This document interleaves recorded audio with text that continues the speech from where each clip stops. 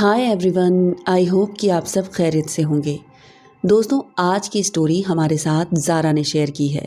यूँ तो ज़ारा का ताल्लुक़ कराची से है, लेकिन पिछले काफ़ी अरसे से वो अमेरिका में रह रही हैं। ये स्टोरी ज़ारा ने खुद नरेट की है। आपको बता दूं कि मैंने इसमें ज़रा सा भी बदलाव नहीं किया है, क्योंकि वो चाहती थी कि जैसा उन्होंने महसूस किया है बिल्कुल उसी अंदाज में उसे आप तक पहुंचा सकें। तो चलिए कहानी शुरू करते हैं। आप शायद यकीन ना करें, मगर जो मैं अब आपको सुनाने वाली हूँ वो मेरी ज़िंदगी का सबसे बड़ा इम्तिहान था। ये कोई फिल्मी कहानी नहीं है और ना ही कोई बनावटी किस्सा है। ये सब कुछ मेरे साथ हकीकत में हुआ है। कभी कभी तो मुझे ऐसा लगता है कि काश मैं वो रात भूल पाती, काश वो रास्ता मैंने कभी चुना ही ना होता। मैं कराची की रहने वाली हूँ और वहीं मेरा बचपन बीता, वहीं से मेरी पढ़ाई पूरी हुई।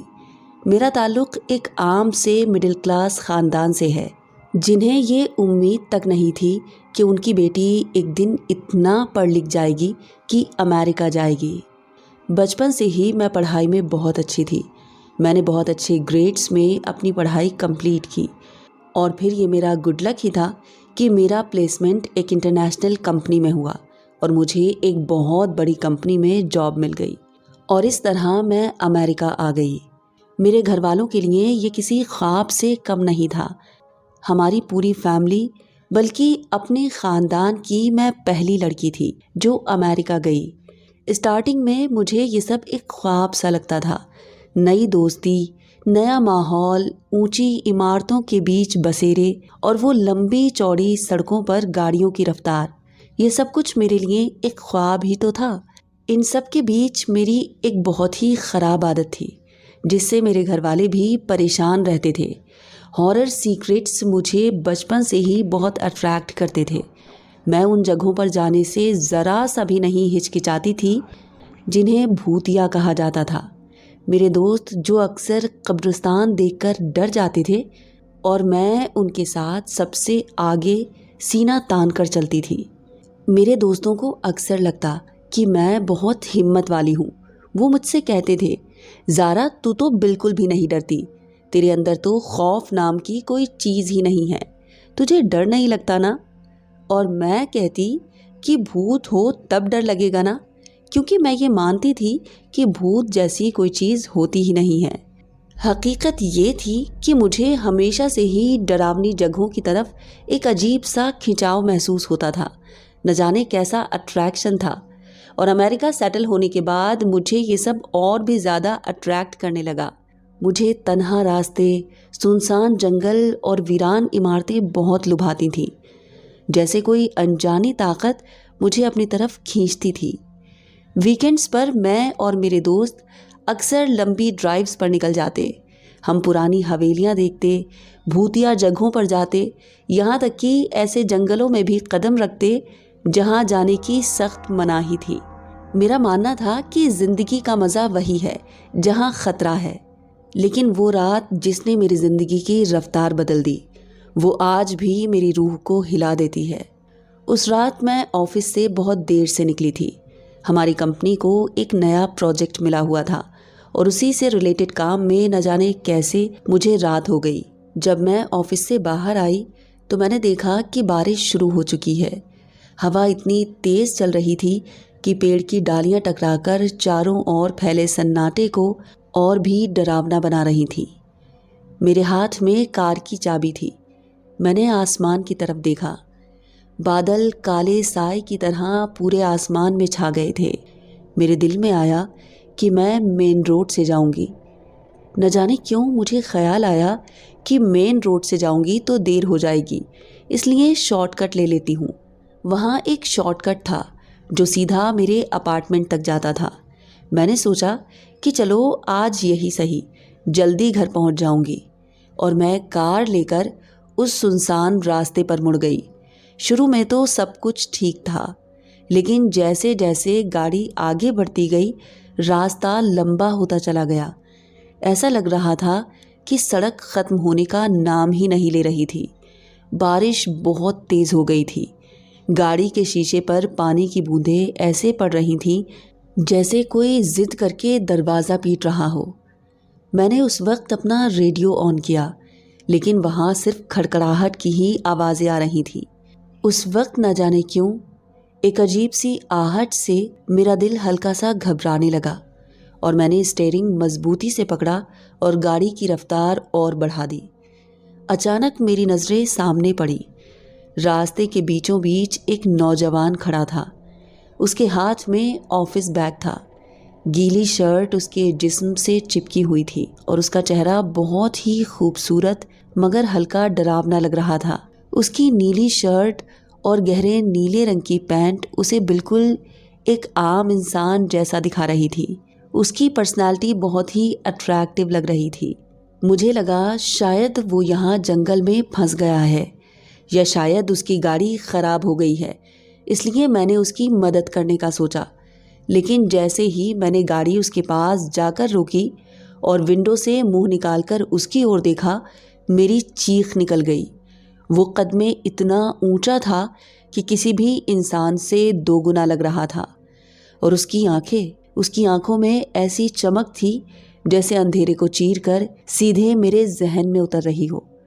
मुझे पहली नज़र में लगा था कि शायद कोई मुसाफिर है जो बारिश में फंस गया है, लेकिन जैसे ही उसने मेरी तरफ नज़रें उठाईं, मेरे हाथ कांप गए और मैं घबरा गई। मैंने बिना सोचे समझे एक्सीलेटर दबाया और कार ज़ोर से आगे बढ़ा दी। मेरी पीछे पलट कर देखने की हिम्मत ही नहीं थी। इंजन की आवाज़ और टायरों की चीख रात के सन्नाटे में गूंज रही थी। तेज़ी से कार ड्राइव करते हुए जब मैं अपार्टमेंट पहुंची तो मैंने राहत की सांस ली। रात बहुत ज़्यादा हो गई थी। गार्ड बस मेरा ही वेट कर रहा था क्योंकि उसे मेन गेट बंद करना था। गार्ड ने मेरे लिए गेट खोला। मैं कार से उतरी, लेकिन जैसे ही मैंने पीछे की सीट पर नज़र डाली, मेरे पैरों तले ज़मीन खिसक गई। पीछे की सीट पर ढेर सारे जैस्मिन के नीले और सफ़ेद फूल पड़े थे। मेरा गला खुश्क हो गया कि ये फूल कहाँ से आए, क्योंकि जब मैं गाड़ी में बैठी थी मुझे अच्छे से याद था कि वहाँ कोई फूल नहीं था। और अचानक ये फ्लावर्स, और वो भी बिल्कुल फ्रेश। मुझे किसी अनहोनी का एहसास होने लगा और मैंने गार्ड से कहा कि ये फूल बाहर गार्डन में रख दो। मैं तेज़ी से सीढ़ियाँ चढ़कर कमरे में पहुँची और सीधे बिस्तर पर गिर गई। मैं उस दिन इतना थक गई थी कि लेटते ही मुझे नींद आ गई। लेकिन सुबह जब मेरी आँख खुली तो मेरे कमरे में फिर से वही खुशबू फैली हुई थी, वही जैस्मिन के फूलों की खुशबू जो रात मैंने अपनी कार में महसूस की थी। वो खुशबू इतनी तेज़ थी कि मेरा सर दर्द करने लगा और मैंने हल्का सा सर उठाकर तकिए के पास देखा तो वही फूल मेरे सराहने रखे हुए थे। जैस्मिन के फूलों की महक इतनी गहरी थी कि कमरे का हर कोना उसमें डूबा हुआ था। मेरे दिल की धड़कन बहुत ही तेज हो गई। मैं सोचने लगी कि मैंने गार्ड से साफ कहा था कि इन्हें गार्डन में रख देना, फिर ये मेरे कमरे तक कैसे पहुंचे। मैंने फौरन इंटरकॉम उठाया और गार्ड को बुलाया। जब वो मेरे कमरे में आया तो मैंने उसे फूल दिखाए और उससे पूछा कि ये फ्लावर्स यहाँ कैसे आए। तब उसने मुझसे कहा कि मैडम, मैंने तो इन्हें कल रात ही गार्डन में रख दिया था, मुझे नहीं मालूम कि ये यहाँ कैसे आए। उसकी ये बात सुनकर मेरी रूह कांप गई। मैं कुछ पल के लिए खामोश रही। फिर मैंने उससे कहा कि इन्हें बाहर ले जाओ। अब वो फूल मेरे कमरे से तो निकल गए थे, मगर उनकी खुशबू अभी भी मेरे कमरे में ही रह गई थी। उस दिन ऑफिस में काम पर भी मैं ध्यान नहीं दे पाई। हर वक्त वही फूल मेरे दिमाग में घूमते रहे और साथ ही वो शख्स भी मेरे जहन में घूमता रहा जिसे मैंने रात उस जंगल में देखा था। जब भी मैं खिड़की से बारिश की बूंदों को गिरता देखती, मेरे सामने वही रात का मंजर आ जाता और ये सोचते सोचते शाम तक मेरा सर भारी हो गया। फिर मैंने अपने सबसे ख़ास दोस्त नैना को ये सब बताया। नैना मेरी ही कलीग थी और वो ये सब सुनकर ज़ोर ज़ोर से हंसने लगी, क्योंकि मैं तो बहुत ही हिम्मत वाली बनती फिरती थी। वो ये सब सुनकर कहने लगी, ज़ारा, तेरा दिमाग ज़्यादा हॉरर मूवीज़ देखने से गड़बड़ा गया है, ये सब तेरी इमेजिनेशन है। मैंने उससे कहा, नैना, मैं मजाक नहीं कर रही हूँ, मैंने खुद उसे अपनी आंखों से देखा है। लेकिन नैना ने मेरी कोई बात नहीं सुनी। लेकिन अब मुझे लगने लगा था कि इन फ्लावर्स और उस शख्स के बीच जो मुझे उस रात जंगल में मिला था ज़रूर कोई रिश्ता है, क्योंकि जब मुझे वो फ्लावर्स दिखाई देते, वो शख्स ब्लू जीन्स और लाइट ब्लू शर्ट पहने मेरी नज़रों में घूमने लगता था। और उस रात तो इंतहा ही हो गई। उस रात जब मैं सोने गई तो मेरे दिल में अजीब सी घबराहट थी। मैंने सोचा कि आज मैं सारी दुआएं पढ़कर सो जाती हूँ, और मैंने वो तमाम दुआएं पढ़ डाली जो मुझे याद थी, और आंखें बंद कर कर लेट गई। मैंने आंखें बंद तो कर ली थी, मगर नींद जैसे पास ही नहीं आ रही थी। और तभी अचानक मुझे ऐसा लगा जैसे कोई मेरे बिस्तर पर आकर मेरे बराबर में लेट गया हो। मेरे अंदर एक सनसनाहट दौड़ गई। उस वक्त मेरी इतनी हिम्मत नहीं थी कि मैं आंखें खोलकर देख सकूं। उस वक्त मेरे दिल की धड़कन इतनी तेज़ थी कि अगर मैंने ज़ोर से सांस भी लिया तो कोई मुझे सुन लेगा। मैं हल्की आवाज़ में वो तमाम दुआएं जो उस वक्त मुझे याद आईं मैं पढ़ती रही। कुछ देर बाद मैंने बहुत हिम्मत करके वो कंबल सरकाया और देखा तो वहाँ कोई नहीं था। मेरा बिस्तर खाली था। लेकिन अभी अभी मैंने खुद महसूस किया था कि वहाँ कोई आया था। मेरे जिस्म पर ठंडी हवा का एहसास अभी भी मौजूद था। मैं घबराकर उठ बैठी। मैं पूरी तरह से पसीने से भीगी हुई थी। उस रात के बाद से अब मेरे लिए रातें बहुत ही मुश्किल हो गई थी। मैं जब भी आंखें बंद करती मुझे लगता जैसे कोई मेरे कमरे में मौजूद है। कभी अजीब सी खुशबू आती तो कभी सड़े हुए गोश्त की सी बदबू आती। कभी अचानक सोते हुए खिड़की के पास अजीब सी आवाज़ें सुनाई देती। सबसे डरावनी बात ये थी कि जब भी वो खुशबू फैलती मेरा दिल अजीब तरह से उस अजनबी शख्स की तरफ खींचने लगता जिसे मैंने उस रात सड़क पर देखा था। मैं चाहकर भी उस चेहरे को भूल ही नहीं पा रही थी। एक शाम जब मैं घर में अकेली थी, बाहर मौसम अचानक बिगड़ गया। बादल गड़गड़ाने लगे, बहुत तेज बिजली चमकने लगी और हवा इतनी तेज थी कि खिड़कियां जोर जोर से आवाज़ कर रही थी। मैं समझ रही थी कि ये सब किसी अनदेखे खतरे की आहट है। मैं दौड़ दौड़ कर सारे कमरे और दरवाजे बंद कर रही थी। तभी अचानक लाइट चली गई और सारा घर अंधेरे में डूब गया। मैं टॉर्च ढूंढने की कोशिश करने लगी और तभी वही खुशबू फिर से लौट आई। वही नीले और सफ़ेद फूलों की खुशबू, लेकिन इस बार खुशबू और भी तेज़ थी। मैंने पलटकर देखा, मेरा पूरा कमरा फूलों से भरा पड़ा था। बिस्तर, फर्श, अलमारी, हर जगह जैस्मिन के फ्लावर्स बिखरे हुए थे। ये देखकर मैं दरवाजे की ओर दौड़ी, लेकिन दरवाज़ा खुल ही नहीं रहा था। हड़बड़ाहट में मेरा फ़ोन भी न जाने कहाँ छूट गया। मैंने बहुत तेज़ चीख मारी और अचानक दरवाज़ा खुल गया। मैं दौड़कर गार्ड के पास पहुंची और गार्ड को साथ लेकर अपने कमरे में आई। मैंने उससे कहा, न जाने कौन मेरे रूम में बहुत सारे फ्लावर्स डालकर गया है, आप मेरे साथ चलकर देखो। गार्ड मेरे साथ मेरे कमरे तक आया और जब उसने लाइट ऑन की तो कमरे में कुछ भी नहीं था।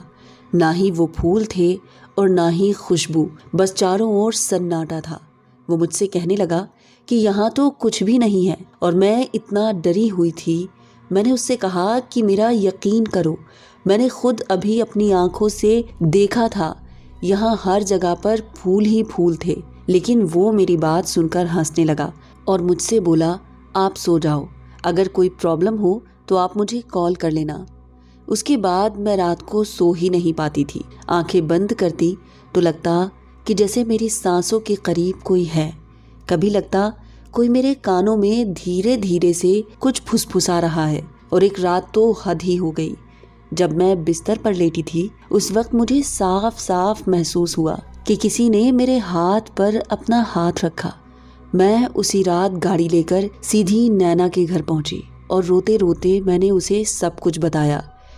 शुरुआत में तो उसे यही लग रहा था कि ये सब मेरा वहम है, लेकिन मेरी ये कैफियत देखकर वो समझ गई थी कि ज़रूर कुछ गड़बड़ है।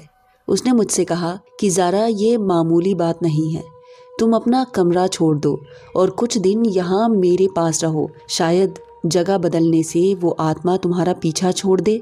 मुझे भी नैना की बातें ठीक लगी और मैंने सोचा कि कमरे से निकलने के बाद सब ठीक हो जाएगा, लेकिन ये सब इतना आसान नहीं था। नैना के घर में वो मेरी पहली रात थी। हम दोनों एक ही कमरे में सो रहे थे।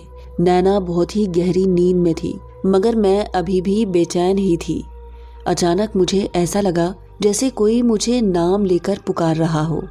वो आवाज़ इतनी धीमी थी जैसे कोई कान के बिल्कुल पास आकर हल्के से मेरा नाम ले रहा हो। मैंने सोचा कि शायद नैना कुछ कह रही है। मैंने पलटकर देखा तो वो गहरी नींद में थी। मेरे दिल की धड़कन और भी तेज हो गई।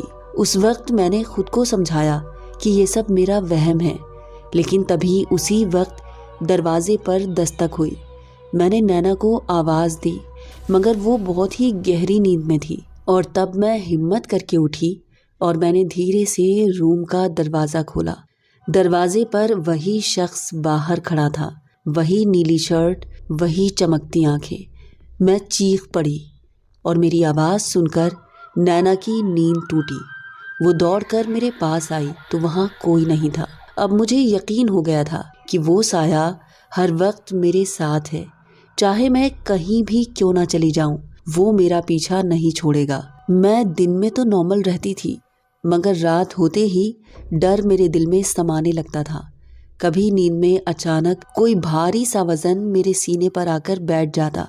मेरी सांस घुटने लगती, मैं छटपटाती, दुआएं पढ़ती और अचानक सब गायब हो जाता।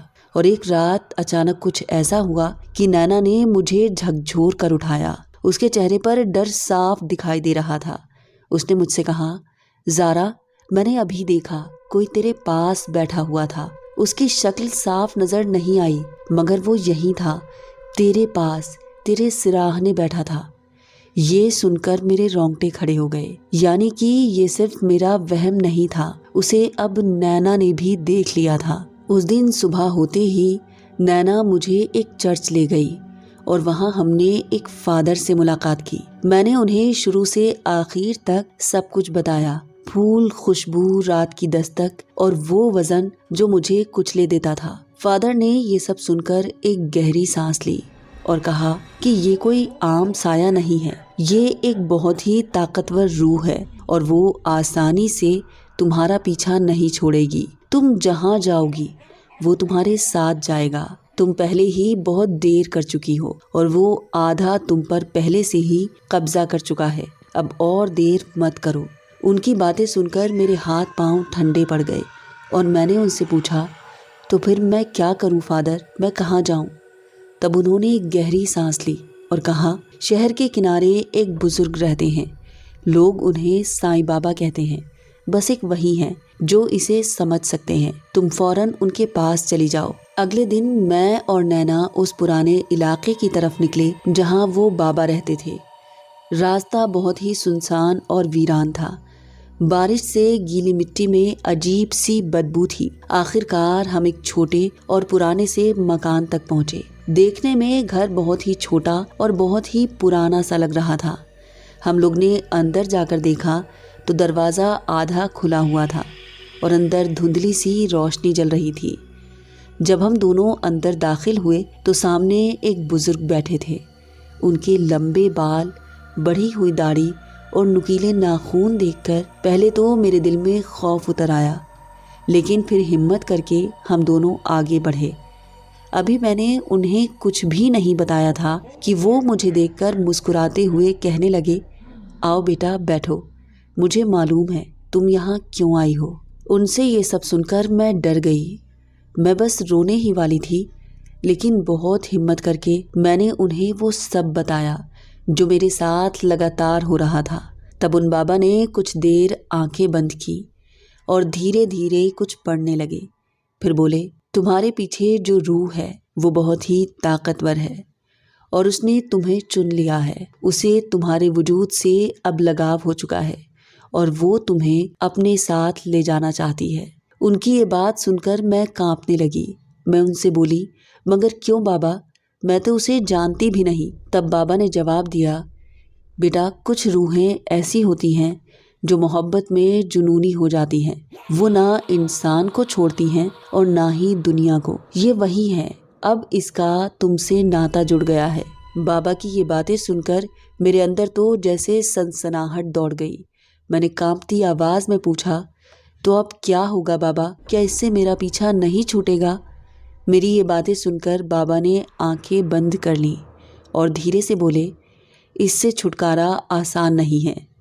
और फिर उन्होंने मुझे एक तावीज़ दिया और कहा, आज की रात तुम्हारे लिए मुश्किल हो सकती है, लेकिन घबराना मत। मैं वो तावीज़ लेकर नैना के साथ घर लौट आई। हमने दरवाज़ा बंद किया, दुआएं पढ़ी और सोने के लिए लेट गए। नैना तो सो गई थी, लेकिन मैं अभी भी जाग रही थी। नींद आंखों से कोसों दूर थी और तभी आधी रात के वक्त अचानक मेरे कमरे में ठंडी हवा भर गई। पर्दे उड़ने लगे, कमरे की लाइट्स अपने आप बंद हो गईं। वही खुशबू सारे रूम में फैल गई, जैस्मिन के फूलों की खुशबू। और फिर मेरे कानों में वही आवाज़ गूंजी, ज़ारा, तुम मेरी हो, तुम कहीं नहीं जा सकती। उसी वक्त मुझे लगा जैसे कोई भारी वजन मेरे सीने पर बैठ गया हो और मेरी सांसें रुकने लगी। मैं छटपटाने लगी। तब नैना घबराकर मुझे हिलाने लगी, लेकिन मैं बेहोश थी, मुझे होश ही नहीं था। नैना रोते हुए दुआएं पढ़ रही थी और तभी मेरे अंदर से एक बहुत ही ज़ोरदार चीख निकली और वो वज़न अचानक हट गया और मैं ज़मीन पर गिर पड़ी और बहुत तेज़ हाँफने लगी। नैना ने मुझे पानी पिलाया और गले से लगा लिया। सुबह होते ही हम दोनों फिर से बाबा के पास पहुँचे, मगर जैसे ही हम लोग कमरे में दाखिल हुए, हमने देखा कि बाबा ज़मीन पर झुके हुए थे। जब बहुत देर तक वो नहीं उठे, तब मैंने उनका नाम पुकारा, लेकिन वो कुछ नहीं बोले। फिर मैंने उनके कंधे पर हल्का सा हाथ रखा तो उनका जिस्म बेजान होकर गिर पड़ा। बाबा उस रात ही गुजर चुके थे। मैं और नैना उन्हें देखकर रोने लगे। उसी वक्त फादर भी वहाँ आ पहुँचे। उन्होंने गहरी सांस ली और कहा, बेटा, वो रूह इतनी ताकतवर थी कि बाबा ने अपनी जान देकर तुम्हें बचाया है। उन्होंने तुम्हारे लिए अपनी कुर्बानी दी है। मेरे आंसू रुकने का नाम ही नहीं ले रहे थे। तब फादर ने हमसे कहा कि बेटा, अब तुम्हें डरने की कोई भी ज़रूरत नहीं है। वो आत्मा अब चली गई है। बाबा ने अपनी जान देकर तुम्हें बचा लिया है। इस बात को बहुत दिन गुजर गए और फिर वो प्रेत आत्मा कभी लौट कर नहीं आई और उसके बाद मैंने कभी उस रास्ते पर कदम नहीं रखा। जो शॉर्टकट मेरी ज़िंदगी का सबसे बड़ा इम्तिहान बन गया था, मैंने उसे हमेशा के लिए छोड़ दिया।